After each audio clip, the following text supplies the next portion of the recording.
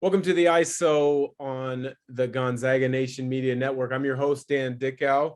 Excited to have today's guest. He's been with us in the past. He is one of the premier journalists across the country, hosts a radio show in the Portland, Oregon area. I believe it's syndicated in a few different networks across the country, but he has gone independent as a journalist. Looking forward to hearing what transpired with that and the overall landscape of sports media. So none other than John Canzano. John, thanks for joining. Yeah, I love being here, man. This is great. Well, let's start right off. Appreciate you having me. Absolutely. Let's start right off with the ever-changing sports media landscape. I've read your article for a number of years. I've listened to your radio show on a number of occasions when I've been down in the Portland area. You seem to always be at the forefront of what's happening. Can you explain to us what you see happening in the world of sports media right now? Yeah, look, I mean, we're at a time where, media, there's this convergence really where TV stations are doing more writing, obviously, radio stations are into video, newspapers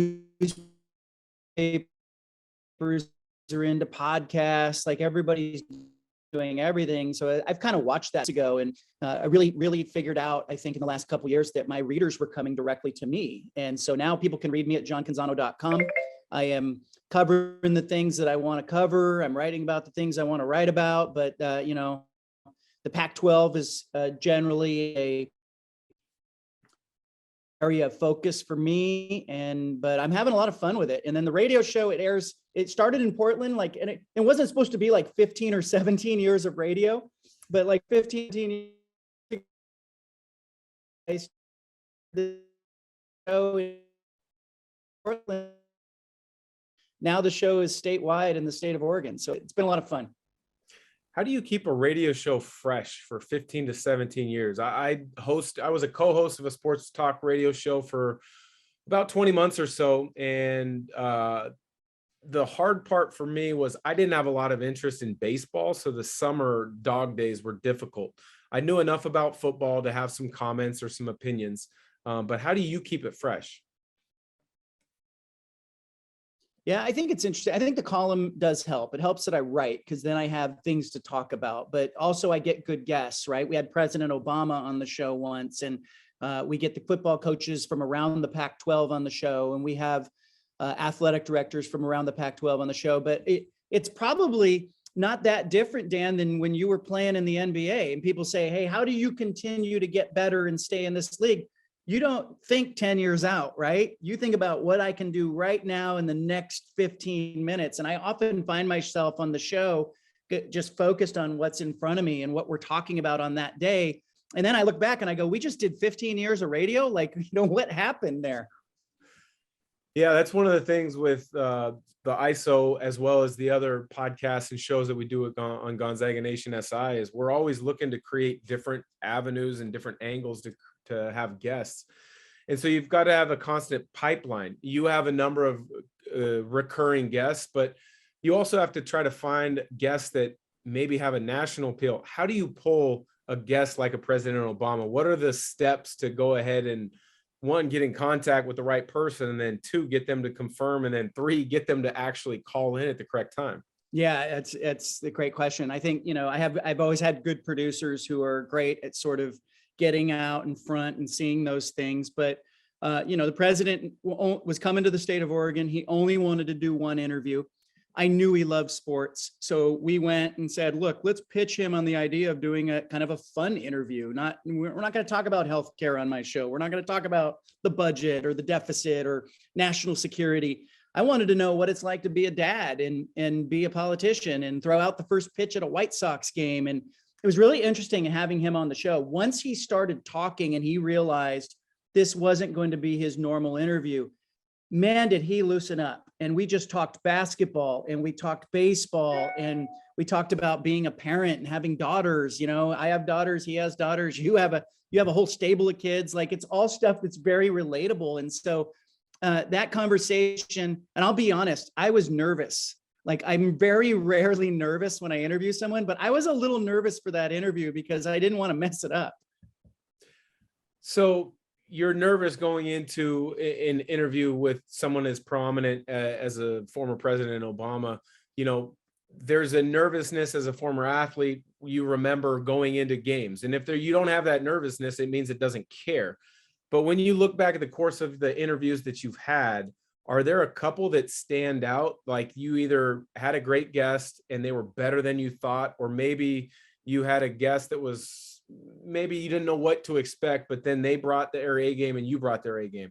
Yeah, I think sometimes it's the surprises that you get. It's not necessarily I've had big guests. I've had you on the show. I've had Mike Tyson on the show. We've had the president on the show. We've, had a number of major celebrities that are, because the Nike connection in this state really helps too, because you get a lot of big time personalities that are going to be visiting the Nike campus or have relationships there. So we've done those interviews over the years, but I just think as I always just love to get to know people. And so I don't script the interviews. I will often just ask what I think about during the interview. And I'm thinking of myself as more of a listener. And I think one of the big mistakes that people who are on interview shows make is they don't listen to the guest when the guest is talking. And so they're so eager to skip to the next question. And I think often the interview goes in a very surprising direction. Like with Mike Tyson, we didn't talk that much boxing. We talked about pigeons. We talked about where he gets his pigeons and why, and got to know him as a person a little bit. And I think that's the kind of stuff that I'm into. I came across Mike Tyson one time in my life. I was with the Blazers at the time. We were on a road trip. I can't remember if we were playing the Clippers or the Lakers, but we were staying at the Beverly Wilshire Hotel, and we get off the bus after practice, and Mike Tyson is in the valet parking area about to get into a car. And I didn't say anything to him, but there's a gravitational pull to a guy like that where you just can't stop watching. And it was fascinating because I had teammates that, were the same exact way. And we're talking Zach Randolph, we're talking guys of that level that have had a lot of success. And I remember getting onto the bus again later that night to go to a game. That's all they talked about. Man, did you guys see Tyson? Did anybody talk to him? It was amazing. Yeah, I think, there's something about, it's really the basis of reality television in today's world, right? Like, why do we watch it? Well, we're fascinated by people. And I think, you you even have magazines like Us Magazine, right? My wife will read that magazine when we're on a plane, and I flip through it and I realize, it's the same things that are interesting to me about athletes and people. It's the same in the celebrity world. It's just, we're interested in knowing how people live and what they think and where, what are they about? And I think, we've all had great conversations. I just love having those conversations on air where we can share them with so many other people. You mentioned in the previous answer, a lot of people come to the state of Oregon and you get connected to them because they're there for Nike. And Nike, I'm sure, is a very quiet player in this NIL market in the college world. I've always felt that college athletes should get paid something. What that is, it's beyond me. I don't know. But I also said when NIL was fully let go, okay, we're going for it. I said it was going to take a couple of years to kind of flush out and figure out how it was going to work. You as a journalist, your perspective with your insider conversations that you probably have with some people at Nike and different colleges, what are you seeing in the NIL world? I think athletic directors nationally are concerned. They're all expressing the same thing. We're all reasonable, right? We all think college kids should be able to earn something for their endorsement. It's a free market, right? But I think there's concern about, what we've seen come up with Nick Saban and Jimbo Fisher arguing, what's the difference between buying a player and allowing a player to go out and, benefit from their likeness, their endorsement. I think it's a big difference. And there's a real disparity right now between the universities that have these collectives and have donor bases that have, like Oregon as an example, you've got donors there that have put millions of dollars into a collective. And so how does Washington State compete with that? Washington State has the Cougar Collective, but the Cougar Collective is comprised mostly of donors who are small business owners who, they're putting in $50,000, not $5 million. And so there's a real problem looming between the haves and the have-nots, not just conference to conference, but even within the individual conferences? How does Vanderbilt compete with Alabama? How does Washington State and Oregon State compete with Oregon? How does, how does Northwestern compete with Ohio State? Like, these are questions that the NCAA can't answer. So I think what's going to happen, Dan, is I think you're going to see federal legislation. You're going to see lawmakers come in who limit what these collectives can do and limit sort of the scope of when an athlete can start receiving a benefit. Can Nike go to a high school kid, as they did recently, 2 high school kids that have been signed in high school? And they're able to do that because they're in California, because state law in California is different than state law in Washington and Oregon. So it's really messy right now, and the coaches are all nervous. Everybody's talking about it. You cover the Pac-12 really closely. The NIL is broadly across all college athletics. The previous commissioner of the Pac-12 made a lot of missteps. I think the new commissioner is doing a nice job of trying to understand the wants and needs of all 12 members in trying to figure out how best to right the ship. You were critical of the old guy. I think, from remembering a lot of the articles you've written, you think the Pac-12 is getting back on track. Am I right? 100%. I think, George Kliavkoff has come in, he's replaced Larry Scott, and he's just done some really smart things. The first thing he did is, the athletic directors in the conference felt like they were alienated by the last commissioner. They were dismissed. He often would fly into like Pullman, Washington for a game, and he would leave by halftime. He never spent time there. The athletic directors across the conference just never felt like they had any input. So George Kliavkoff, in his first week, he goes out, he visits every campus. He stays with every campus. He spends time on the campus. He called it a listening tour. It did a lot for him to get him sort of ingrained with the ADs of the conference. I also just think when he talks publicly, and your viewers can attest to this, when you see George Kliavkoff speaking about something, there is a sense that you've got somebody who's in control there, who's got his sleeves rolled up. He's fighting for the conference. Now, he could faceplant in the next 2 years. I mean, there's plenty of obstacles out there, but I think his first year on the job has been a home run. I mean, I just think the conference has somebody that's fighting on its behalf, and the rest of the country stopped laughing at the Pac-12. Well, college football isn't necessarily my number one interest, but when you follow sports the way that I do, you fall into reading a lot of interesting articles, and the Pac-12 football wise doesn't have the amount of exposure that your SEC or your Big 12 or Big 10 does. What are the kind of remedies to that? Is it a better TV package? Is it timing of when games are put on the right networks? What is it? It's first and foremost, it's got to be success. You got to get into the playoff, and these things are connected. The Pac-12 has been operating at a financial disadvantage for the last 10 or 15 years. Their media rights deal is nowhere near the media rights deal that you see in the SEC and the Big Ten. For example, this year, every Pac-12 school will get an average of $10 to $20 million less than every Big Ten and SEC school.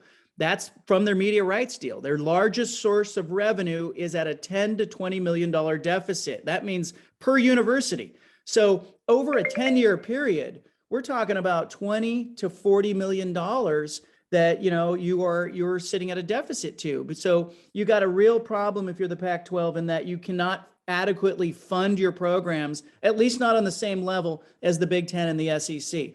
So you got to have a better media rights deal, but you got to get into the playoff to maximize that, because the media rights will be negotiated in 2024. That's when the current deal is up. So it would really help George Kliavkoff if Utah or Oregon or USC could get into the playoff in the next 2 years. That helps you give something to sell. So these things are all connected, Dan, and it's a real problem. Well, the NCAA tournament is one of the greatest sports events because it's spread out literally over 4 weeks. You got the conference tournament that generates the initial buzz, Selection Sunday, and then the 3 weeks of the actual tournament. I think college football would do itself a lot of help by expanding past 4 teams. What's your take on that? Yeah, I think it's a no-brainer that they have to go to more. They need an expansion. The system is broken, and it's not really a playoff. If you think about it, it's, the NFL has a playoff. In the NFL, what do? They cast a wide net. They invite an adequate number of teams, and then they let it play out. In the NBA, they do the same thing. But with college football, it's an invitational, right? They just take the best 4 teams. Think about that from a standpoint of Major League Baseball. The Atlanta Braves are your defending champion in the World Series. They would not have been in the top 4 teams in Major League Baseball. The Tampa Bay Buccaneers 2 years ago were the 5 seed in the NFC. I kept looking at the playoffs with the Rams and the Bengals, wondering, like, if you put the college football playoff people in charge, you get a whole different system. So it's a broken system. They need, 8 teams would probably be adequate. I like 12 because I think it gives you some buys. It allows all 5 Power 5 conference champions to get an automatic berth. I think you need a bigger system, and I think they know that. They just can't agree on what exactly is that system. Well, hopefully it gets squared away in the next couple of years, because I don't watch a lot of college football, but I do know that when it comes to the playoffs and the title game, I do tune in. I want to go to the NBA for the last couple of questions before I let you go. I know you got busy days, as we all do, but the Portland Trailblazers kind of had a topsy-turvy year. Damian Lillard was out. They didn't get the hopeful lottery selection that they were hoping with the ping pong balls. That's the basketball side. The community side, though, you've written a lot of articles recently on one of my favorite, not a player, but someone connected to the organization, Bill Schonely. Tell us just what Bill Schonely means to the Portland community, because I remember as a kid growing up, Lickety Brindle up the middle, Rip City, all those one-liners that I would listen to as we were driving around Portland when he was broadcasting the games. What does he mean? When I got here, I got to the state of Oregon in 2002, and I had come here from covering the NFL, Major League Baseball. I'd worked in other markets. I covered Bobby Knight as a beat reporter years ago, and Jerry Tarkanian too. So I had seen sort of other places. In every market that I had been in, there was a legendary figure, whether it's a broadcaster or a coach or a former player. There's somebody in every market that just matters and resonates with people, almost like an ambassador to the people. Bill Schonely is that person in the Portland area in his work with the Blazers. He comes to the organization as their first broadcaster in 1970. When they win the championship in 1977, Bill Walton and Maurice Lucas are throwing the Shans into the showers. And he was that guy with people like you, Dan, and my wife. She talks about growing up and sitting in the living room and listening to Schonely call the game. And he just becomes part of the fabric of the fan base. And this is an organization that has had good times and bad times, but the constant has been Bill Schonely. He is the ambassador for the organization. Now, he's in his 90s. He's no longer broadcasting. He's trying to retire, but he is that figure. When he drives his red Cadillac down I-5 and it's got the Rip City license plates on it, people are honking at him and waving at him. And it's just, I don't know, for people who are watching, everybody has somebody in their sports market that just, it's a tent pole. And if we're doing a Mount Rushmore Blazer history, there's consideration that Schonely would be on that mountain alongside players like Bill Walton or Damian Lillard and others. Yeah, I love Bill Schonely. I got to know him when I was a player there a couple different times. Heart of gold. He still's got that perfect voice for broadcasting. And the last time I talked to him, he had as much energy as I could imagine for somebody who was in their 80s at the time. So thank you for covering him a little bit like you have recently. Last question, though, NBA playoffs. You've got 4 teams left. 2 of the teams, but in the Eastern Conference, have Portland ties. Ime Udoka with the Celtics, as well as many of his assistant coaches, and Peyton Pritchard.